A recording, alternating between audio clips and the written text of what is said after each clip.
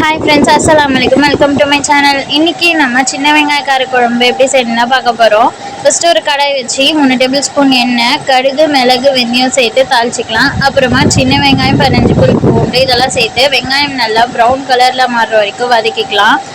அது கூட கருவேப்பிலையை சேர்த்துக்கலாம் நெக்ஸ்ட் வந்து ஒரு டேபிள் ஸ்பூன் தனி மிளகாய்த்தூள் ஒரு ஸ்பூன்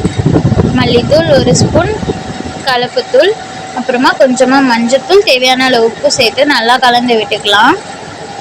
அப்புறமா 2 தக்காளியை ஜாரில் பேஸ்ட்டாக அரைச்சி அதையும் சேர்த்து தக்காளியோட பச்சை வாசனை போகிற வரைக்கும் நல்லா வந்து கலந்து விட்டு இது பண்ணிக்கலாம் அப்புறமா